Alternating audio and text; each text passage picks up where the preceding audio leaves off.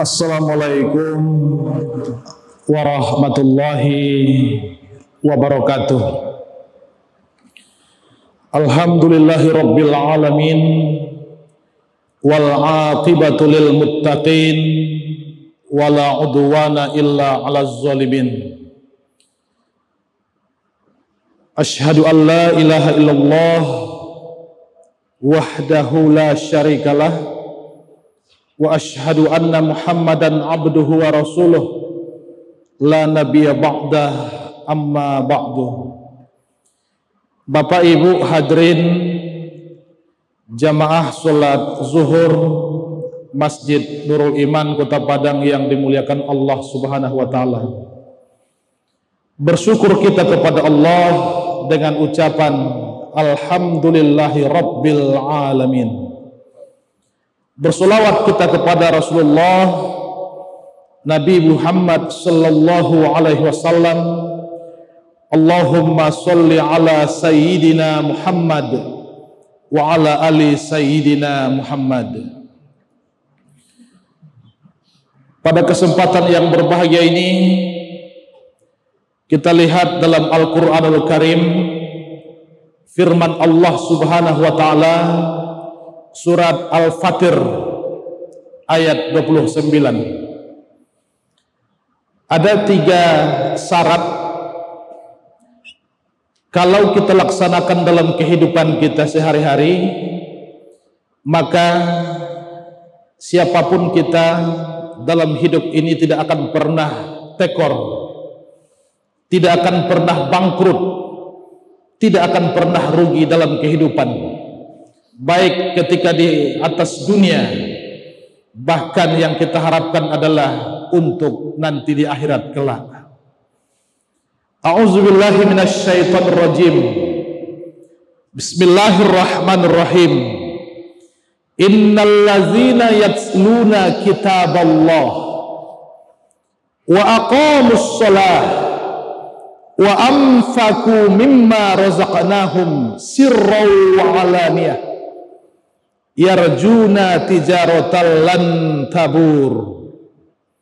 Satu ayat saja, surat Al-Fatir ayat yang ke-29. Ada 3 hal kalau kita laksanakan, kalau kita aplikasikan dalam hidup kita, maka kita akan tidak pernah rugi dalam kehidupan. Apa yang pertama?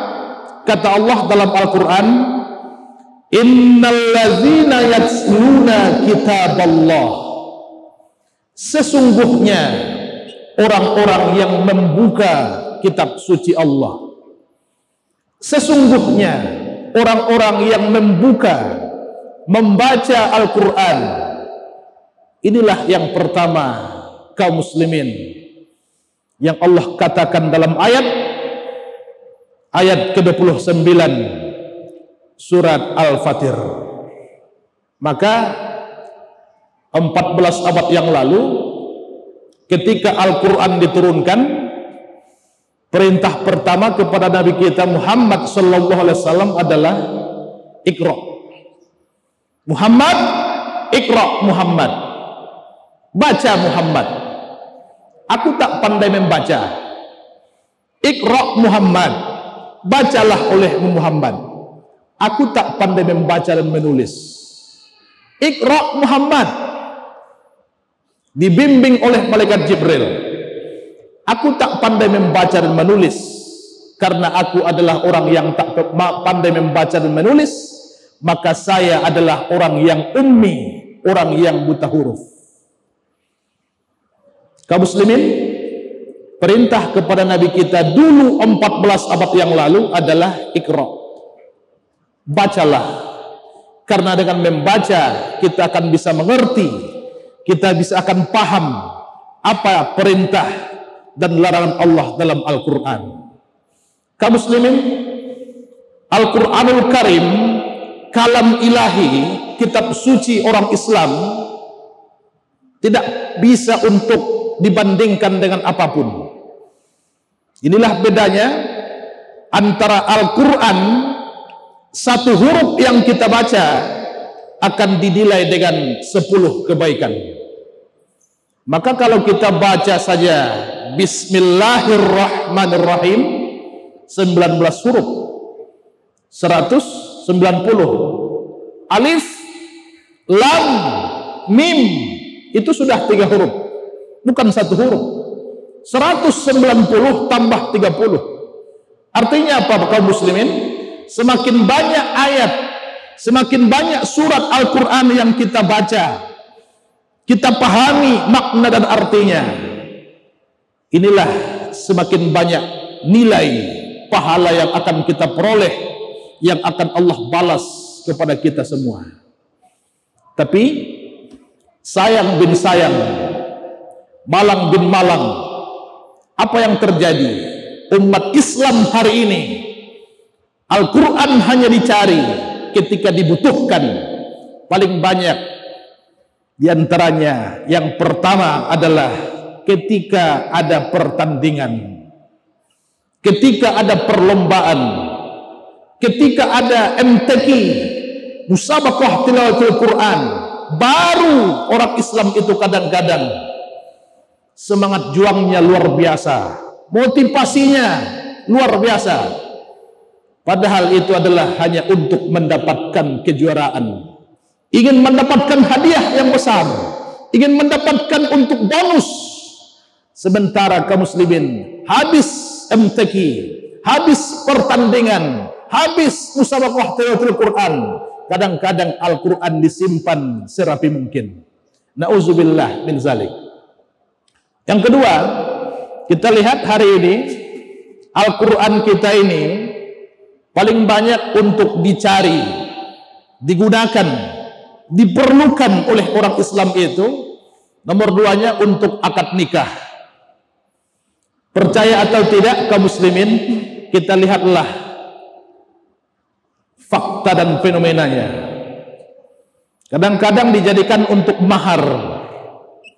Salahkah itu Al-Quran dijadikan mahar? Tidak. Salahnya ketika Al-Quran hanya untuk dokumentasi, tidak untuk dibaca, diamalkan oleh kedua mempelai. Nauzubillah min zalik. Maka kaum muslimin, ketika akad nikah terjadi hari Jumat, hari Sabtu, hari Ahad, kita lihat ketika proses pernikahan dilangsungkan, apa jawab mempelai laki-laki? Aku terima nikah anakmu, namanya Sianu, maharnya seperangkat alat sholat, dan ditambah 1 buah ayat suci Al-Quran, tunai, jarang yang berutang.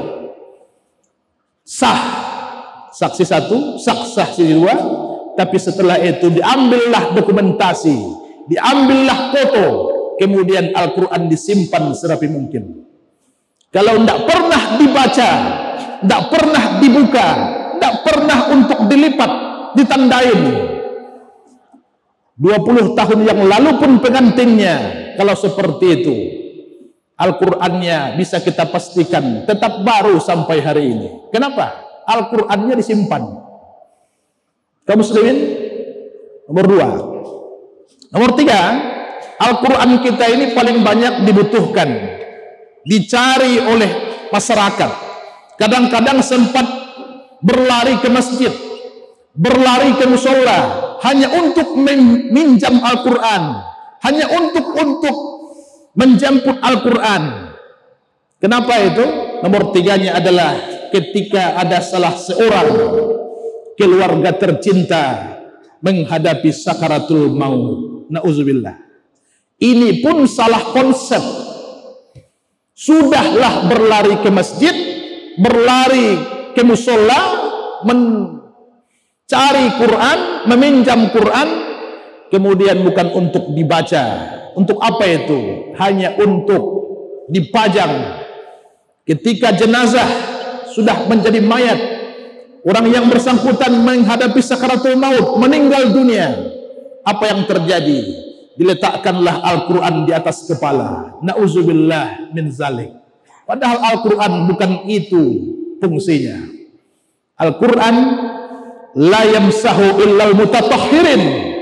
tidak boleh disentuh kecuali orang-orang yang telah suci. Makanya untuk Al-Quran, kalau memegang Quran, berwuduk dulu, baru pegang Al-Quran. Masuk masjid, berwuduk dulu, baru masuk masjid. Tawaf di Ka'bah, di kota Makkah, berwuduk dulu, suci dulu, baru keliling untuk tawaf. Ma'asyiral muslimin, jamaah salat zuhur yang berbahagia. Yang pertama, kalau kita bisa laksanakan untuk gemar membaca Al-Quran, cinta kepada Al-Quran, nomor satu adalah innallazina yatsluna kitaballah. Orang-orang yang bisa membaca ayat-ayat suci Al-Quran. Nomor dua, apa yang akan membuat kita beruntung, sukses, tidak bangkrut, tidak rugi dalam kehidupan? Lanjutan ayat nomor 2, wa aqamus shalah. Orang yang mendirikan solat, orang yang mau melaksanakan solat, karena inilah beda kita dengan orang kafir. Maka orang yang jelas-jelas meninggalkan solat, kafirlah mereka. Kaum muslimin, jamaah salat zuhur yang berbahagia, bukankah amal yang nanti pertama dihisab, dicek, diminta pertanggungjawaban adalah amal ibadah solat? Kalau bagus solat kita, baguslah amal ibadah kita yang lain. Tapi kalau rusak solat, maka amal ibadah yang lain pun akan ikut-ikutan untuk rusak. Makanya kalau ada orang bertanya, kenapa bapak dan saudara tidak solat? Apa jawabnya? Solat itu kan tak penting. Solat itu kan tak bisa membuat kita masuk ke dalam surga. Kalau ini bahasa jawabannya, kafir. Inilah yang disebutkan seperti artis ibu kota kita itu, Nikita Mirzani. Solat itu tak penting katanya, kafir. Tapi kalau ada yang tanya di antara kita, kenapa bapak dan ibu tidak solat? Solat itu kan penting. Solat itu sebenarnya nanti akan memasukkan kita ke dalam surga. Tapi saya malas melaksanakannya. Saya malas untuk mengerjakannya. Kalau itu jawabannya, bukan kafir, fasik. Sementara fawailul lil musallin, celakalah orang yang solat. Siapa mereka? Orang-orang yang lalai dalam solat mereka. Solat saja kalau lalai, kita sudah celaka. Kaum muslimin, yang dua ini adalah yang pertama membaca Al-Quran, nomor dua melaksanakan solat, nomor tiga adalah wa amfaku mimma razaqnahum sirran wa alaniyah. Kalau ingin menjadi orang yang beruntung di dunia, beruntung di akhirat, nomor tiganya wa amfaku, harus berani berinfak, harus berani bersedekah. Sebagian rezeki yang Allah titipkan kepada kita dengan dua jalan, lewat dua cara, melalui dua metode, sirran wa alaniyah, dengan sembunyi-sembunyi dan terang-terangan.